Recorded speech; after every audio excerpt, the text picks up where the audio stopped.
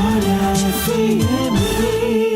Folha no Ar, primeira edição está de volta, depois do intervalo, e temos aqui nos estúdios da Folha FM, a Luísio Abreu Barbosa, temos Arnaldo Neto e a presença do nosso convidado, Vladimir Garotinho. Vamos seguindo com Arnaldo.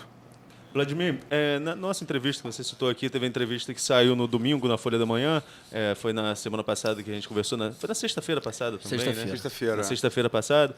E a gente estava falando sobre o clima em Brasília. Uma semana depois, teve lá Paulo Guedes na CCJ, o Tchutchuca e Tigrão, né, do filho do Zé Dirceu. Lamentável episódio. Então, eu gostaria de saber como está o clima em Brasília, principalmente nessas agendas reformistas que são aí a marca do governo e precisam avançar, né? Olha, o clima em Brasília é o pior possível. Infelizmente, eu estava, inclusive, na audiência. Eu, inclusive, fiz alguns vídeos e postei no Instagram do momento, inclusive, daquela confusão. Eu estava lá, acompanhei a audiência. Foram, 8 horas, 9 horas de audiência seguida. O que nos deixou chateados no primeiro momento, primeiro porque dos inscritos para falar, só se inscreveu para falar num primeiro momento oposição e apenas o líder do governo falou tentando defender naquele primeiro momento a reforma. Nenhum outro parlamentar, digamos assim, que apoia a reforma se inscreveu para poder falar. Então, ficou um clima ali de tentando acuar o Paulo Guedes, a oposição fazendo perguntas com fundamento, inclusive.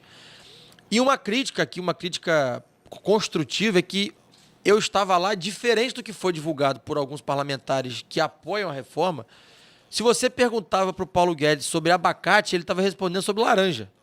Ele não enfrentava diretamente os questionamentos. Inclusive, a minha irmã, a deputada Clarissa, ela fez 7 perguntas no tempo dela ao Paulo Guedes. Ele não tinha respondido nenhuma. Muito mal, tentou responder a uma, aí pediu depois as perguntas por escrito para ela e fez pior. Ele reescreveu a pergunta dela para responder o que ele queria, a equipe dele. Eu estava lá, eu vi. Então, assim, aquilo gerou uma insatisfação muito grande, principalmente por parte dos deputados de oposição, que tem críticas severas à reforma. E aí sim, no segundo momento, que o Paulo Guedes pediu uma pausa, até porque estava muito tempo falando, e o governo se articulou para, num segundo momento, as pessoas começarem a defender o Paulo Guedes e a reforma ali. E aí começou uma briga de ideologia e não de discussão de mérito. Porque quando entra ali a direita, vamos dizer assim, os defensores da reforma, do jeito que ela está proposta, e uma parte da esquerda que defende uma reforma, mas não essa, e uma outra parte que não defende nada, que quer que não passe a reforma, começou-se uma briga, nesse momento, de uma briga de ideologia política e não se discutir no mérito da matéria que estava ali. E foi um episódio lamentável. Eu acho que o parlamentar lá, o Zeca, não precisava ter feito aquilo, é até um gesto de desrespeito com o ministro que estava lá. Chulo, né? Chulo, não precisava ter acontecido aquilo. Quem perde somos nós mesmos, parlamentares, aquilo pequena, o Congresso. Ficou feio, na minha opinião, ficou feio para o parlamento, porque ele é um parlamentar, então ele estava ali na condição de representante do parlamento, fica feio, mas, de fato, o Paulo Guedes respondeu a muito pouca coisa do que foi questionado diretamente. Ele respondia de uma forma conceitual o que ele acredita, e é louvável que ele defenda o que ele acredita, afinal, ele é o grande mentor dessa reforma, então ele acredita nela, ele estava ali defendendo o que ele acredita, mas de uma forma muito genérica, não respondendo a questionamentos, às vezes, diretos sobre assuntos específicos que cada parlamentar perguntava. Agora, então isso criou, como eu falei aqui, um problema, porque começou a esquerda mais raivosa a bater, entrou depois a base assim, do governo que apoia a bater na esquerda, virou uma briga ideológica, e, infelizmente, saiu uma audiência ali que poderia ter sido muito mais produtiva e acabou não sendo. Agora, você coloca aí que tinham vários grupos, né? Um grupo que quer que a reforma passe como está, outro que quer que não passe nada, outro que quer que altere alguma coisa, e você se enquadra em qual desses grupos nessa questão da reforma da Previdência e por quê? Eu me enquadro no grupo que acha que precisa haver uma reforma, mas que discordo gravemente, seriamente, de vários pontos colocados ali. A gente tem que entender que é uma questão de matemática, é aritmética. A gente não pode achar que não precisa de uma reforma. O déficit da Previdência ele aumenta 40, 50 bi por ano. O sistema está falido, ele está quebrado. A gente precisa entender isso. Eu não sou aquele partidário de dizer que a Previdência é superavitária. Não, ela não é superavitária, porque ela a seguridade social... Lula disse isso em entrevista exclusiva para mim, ele pouco Não, mas- antes de ser condenado. Mas mesmo aqueles... Foi 2017, dezembro de Mesmo- olha 2017. só, eu acompanhei, eu pedi inclusive esse estudo lá na liderança do partido. Existia um grupo, até recentemente, que dizia que ela era superavitária. Esse grupo, hoje, esse próprio grupo já reconhece que não é mais superavitária. Inclusive, eu queria que essas pessoas que dizem que ela ainda é hoje superavitária trouxessem os números atuais. Porque isso é discutido em 2016, que ela era superavitária. Não, ela hoje não é mais superavitária, porque ela sustenta saúde, ela sustenta assistência e ela sustenta a previdência social. Quando você pega o dinheiro da saúde e joga para a previdência, ela passa a ser superavitária. Mas isso é cria um rombo na saúde. Se você tira da Seguridade e joga para a Previdência, ela passa a ser superavitária. Mas você está criando um rombo na Previdência. Na Seguridade. Então, o modelo como um todo, que é um tripé de saúde, assistência e previdência, ele está falido.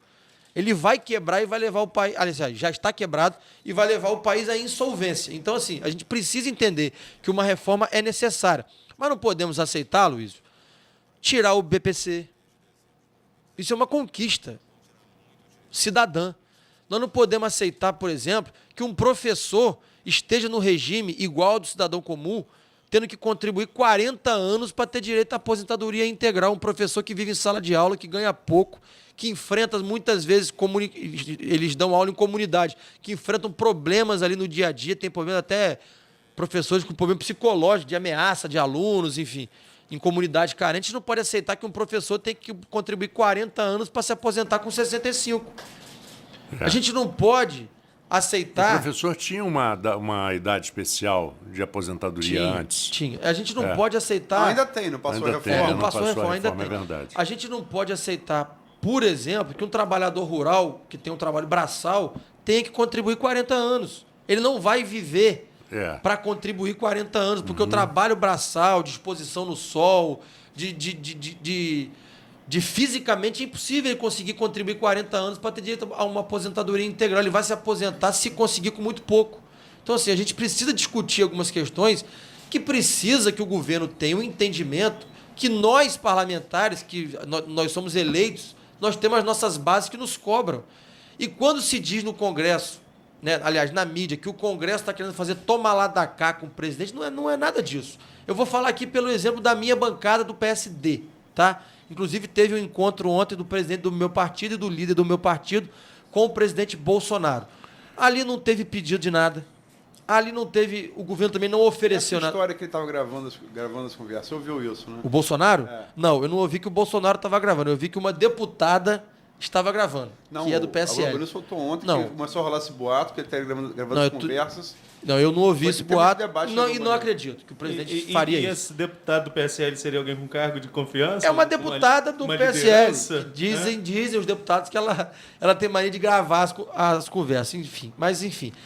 Então, houve uma reunião ontem do líder do meu partido. Marcar encontro em sauna agora. Oi? Marcar encontro político agora em sauna. É, assim era na máfia russa.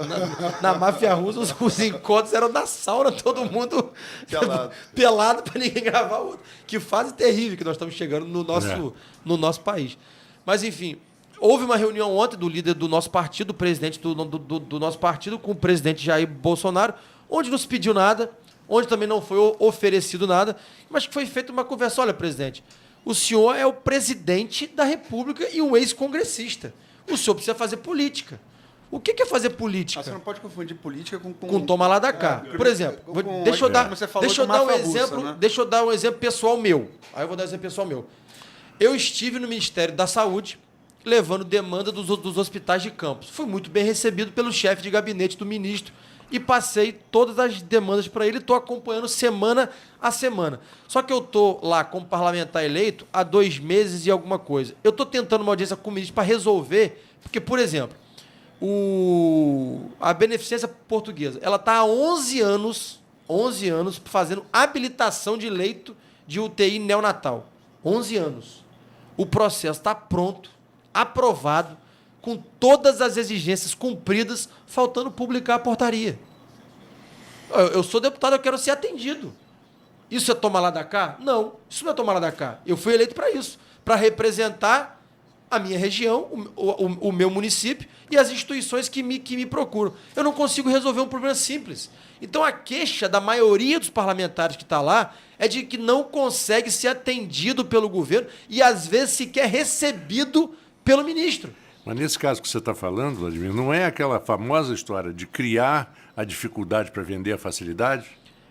Mas nesse caso eles estão criando uma dificuldade e essa dificuldade pode não aprovar a reforma que é importante para o país. Exato, Agora, não, mas é isso que eu digo.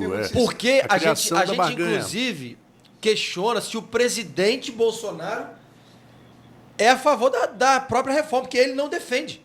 Ele não vai para a linha de frente defender a reforma. Até porque durante 30 anos ele votou contra. Sim. Antes da eleição ele dizia que se aposentar com 65 anos era um absurdo, era um crime. E agora ele não vai à linha de batalha, ele não vai ao Congresso, ele é um ex-congressista, ele conhece aquela casa como ninguém. Ele tem que ir para a frente de batalha e fazer política. Não podemos confundir fazer política com tá bem claro. essa história de velha política. Por exemplo, a mesma deputada que tem mania de gravar os parlamentares, e aqui não quero citar nome porque eu não quero apontar dedo para ninguém, ela andou com uma lista de cargos do governo federal oferecendo às bancadas. Isso não é tomar lá da cá?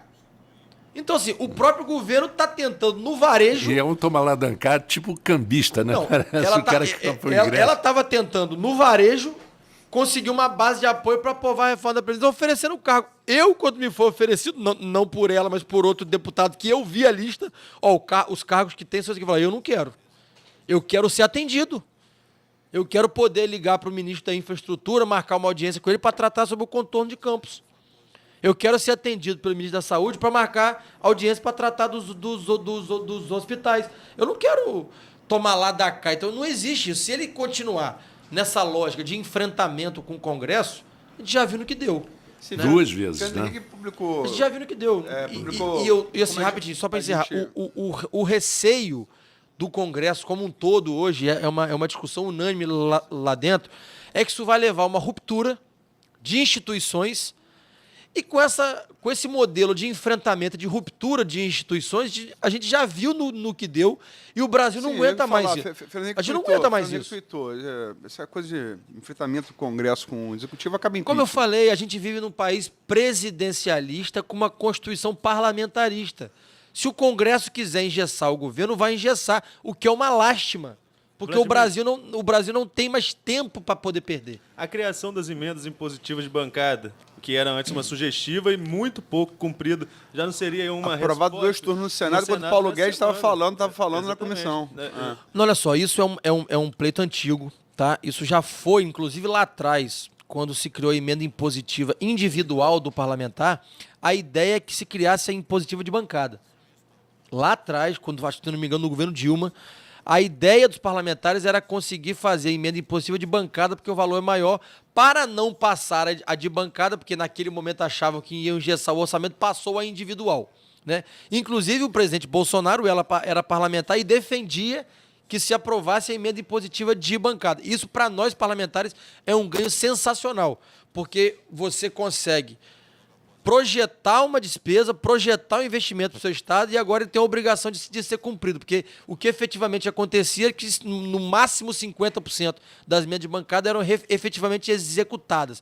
Por exemplo, eu estou tentando viabilizar, conversando com parlamentares, uma emenda, vou tentar de valor total, talvez não consiga de valor total, mas estou em conversa com o pessoal da UF aqui de Campos para terminar o prédio da UF que está lá no Esqueleto. Porque só uma emenda de bancada... Na Beira-Rio. Só uma emenda de bancada para conseguir terminar aquele prédio. Então, assim, se eu conseguir botar no orçamento da União, eu vou ter a convicção dessa vez que aquela obra vai ser feita, porque eu não tinha. A gente tinha que de fato, colocar no orçamento e ficar fazendo uma peregrinação e mendigando os ministros, a verdade é essa. Isso sim é tomar lá da cá. Eu tinha que ir lá, botar no orçamento e ficar lá toda semana pedindo, todo mês pedindo, para ver se a emenda saía. Hoje não. Se eu conseguir colocar, por exemplo, essa emenda de bancada para terminar o prédio da UF, eu vou ter convicção que vai sair, o que vai ser um avanço para a nossa cidade, porque hoje, o Aloysio deve saber, os alunos da UF estudam em container.